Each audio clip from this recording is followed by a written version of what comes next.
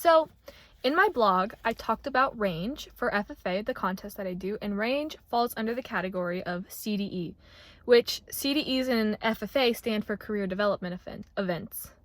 But there's also LDEs and SDEs. So LDEs are usually in the fall, and LDEs stand for leadership development events, which I also do, which I do a team called Skills, where basically I go in front of a panel of judges with my teammates, and we do a skill in front of them. In Hallettsville, we build an electric fence in front of the judges. So my CDE is range, obviously, and my SDE is actually something I'm also working on right now, and it's a speech, which SDE stands for Speaking Development Event.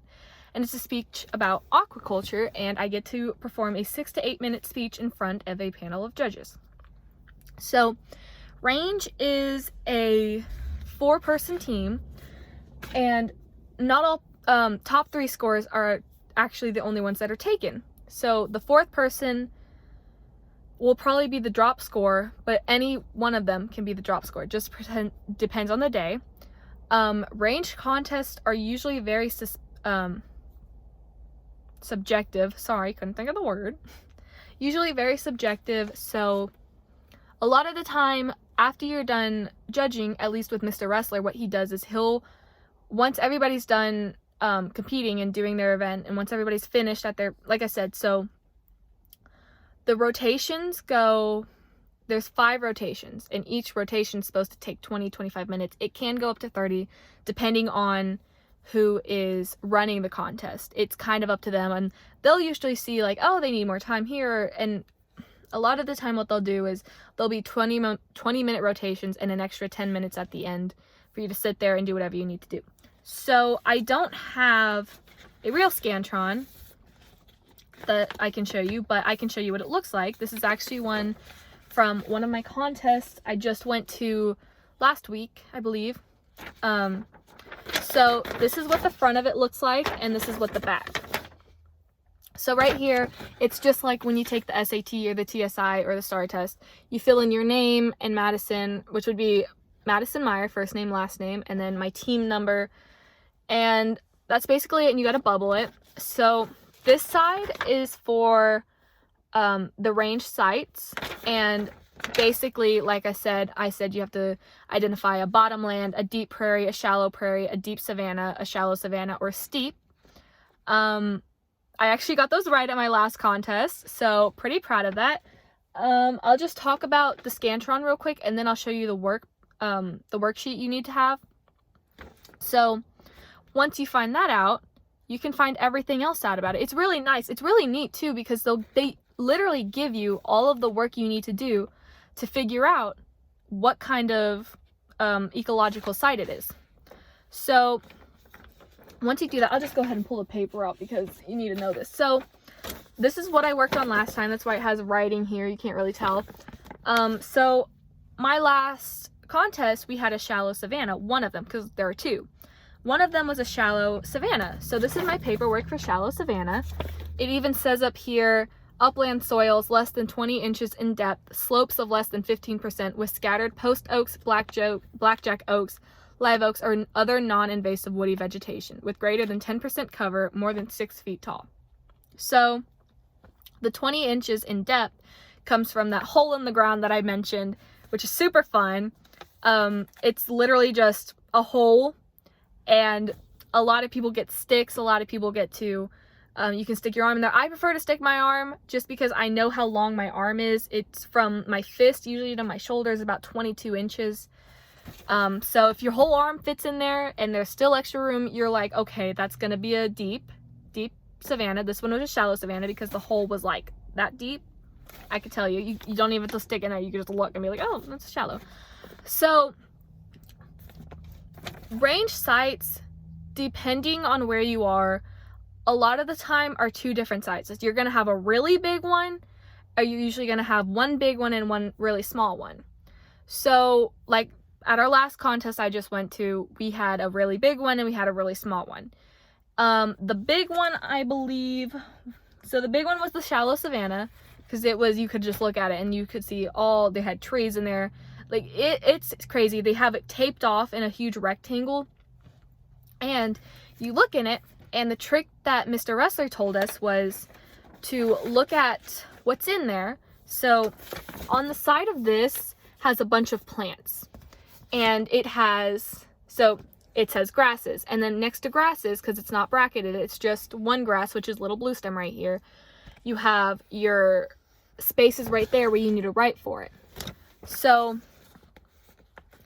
the first one would be site composition maximum. So you look, let's say I split my range site into quarters, and I see all the little blue stem in there, and I identify the little blue stem, which is why your plan ID is super important in range plots, because if you don't know your plan ID, you're not going to do good.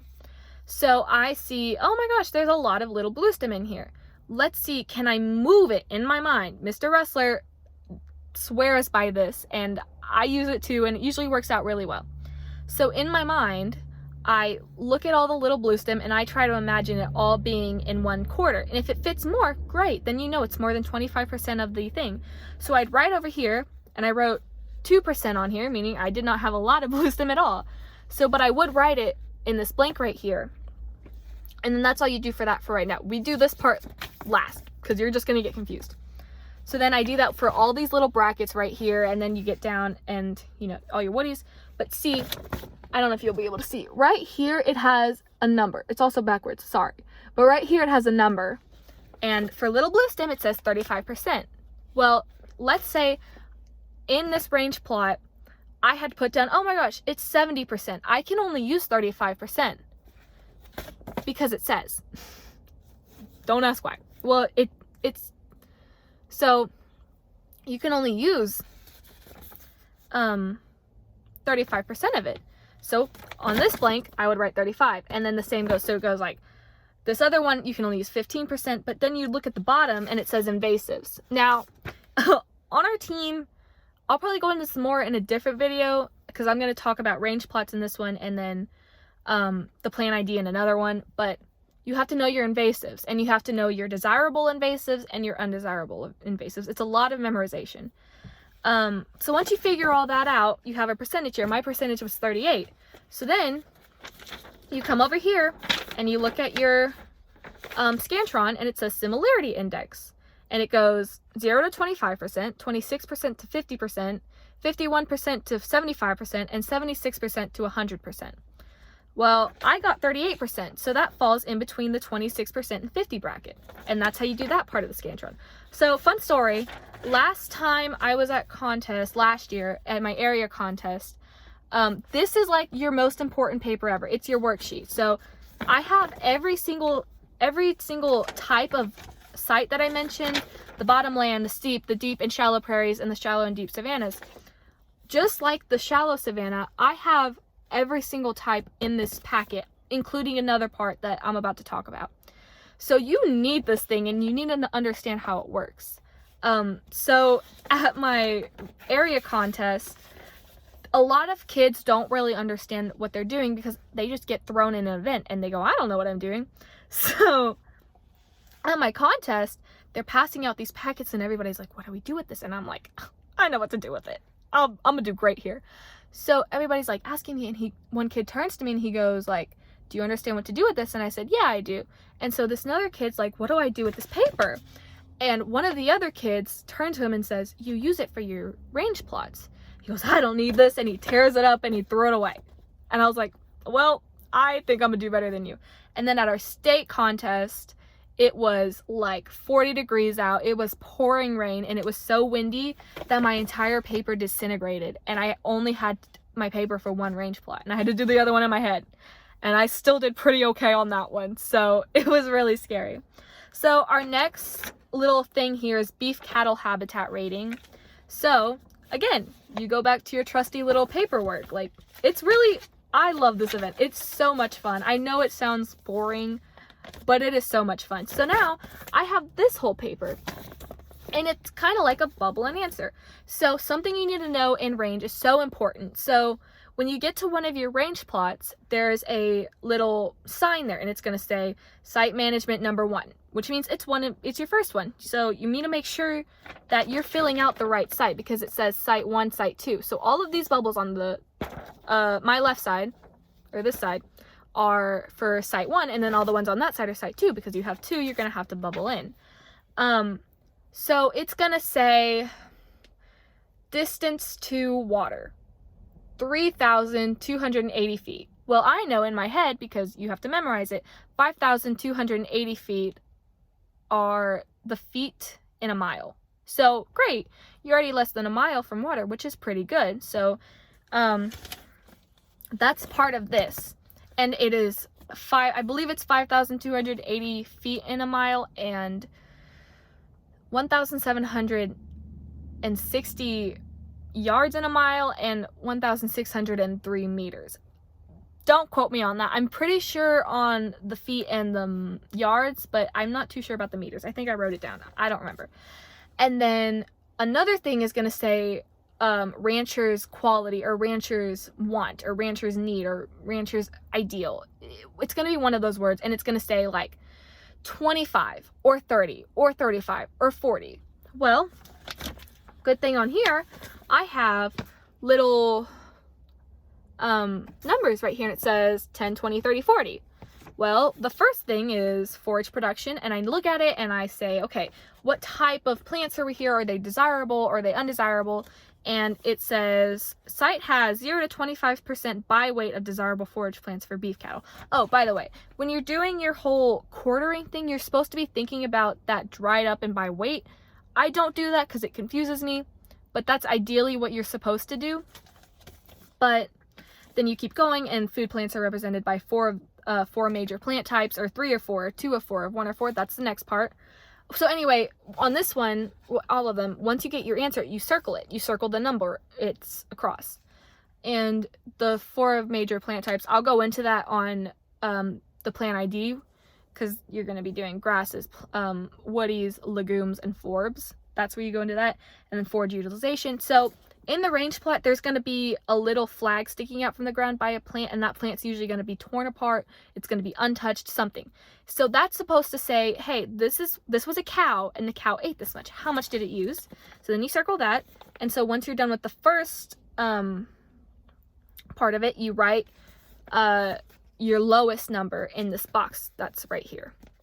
And then you do the same with this, and it's asking about grazing accessibility. It's a slope less than 5%, 5 to 10% in smooth, 5 to 10% in rough, yada, yada, yada, etc. And then you do brush canopy cover less than 30%, brush canopy cover 3150, yada, yada, yada. Again, you circle which one that is. How far is water from grazing site? You have to know there's 1,760 yards in a mile, or 5,280 feet, or the meters one, because they can give it to you in anything. They're not going to give it to you in centimeters and inches, but don't put it past them. So then it says distance less than or equal to half a mile. Whichever one it is, you circle, put the lowest one. Last one is, are invasive plants present? Again, you gotta know invasives in this, and I put no, does not exceed 5%. Again, put the lowest one in there. So now you have 3 numbers, and you put all 3 numbers, or you put the 3 numbers in these 3 boxes and choose the lowest number. And that is how you find your beef cattle rating, because it says poor, less than 11, fair, 11 to 20, good, 21-30, excellent, 31-40. Usually you're not going to see an excellent, but you never know. So then the last one, well, there's 2 more, but the very last one, I don't even know how to do, so we just always guess on that one. So this one is beef cattle habitat limiting factors. Again, remember that number I said that was the rancher's ideal? That's where you use this. So you look at this and you say, which one is less than that? Well, what did I say? I said it was 35. I'm going to go to 35. Well, I have a 20, a 30, and a 40. Well, 2 of them are limiting factors, so you're going to say whichever one it is, you'll mark yes or no. Because it says yes or no here. You can't really see. Sorry, I used this at my last contest. My bad. And then the last one is recommended management practices for beef cattle. Well, these are a bunch of yes or no answers. And there's a specific way that you're supposed to answer them, because it's all like methodical. So usually you're just supposed to know in your head. It's usually going to be like a no, no, yes, yes, yes, no, no, no. But I don't know that yet. And I don't know enough about it. So that part we always guess on. But it's okay, because they're only 5 points out of, the site is 25 points. Similarity index is 40 points. Beef cattle is 20 points. And limiting factors are 5 points. Put those all together, and then this last one It's 5 points. Oh, they're 5 points each. I should learn how to do that. But a lot of the time, if you just put the same answer down, you usually do pretty okay on that. So that is all for range plots. It's a lot. There's so much more I could still talk about. But that's all we're going to go over for right now, because it is a lot. So thank you.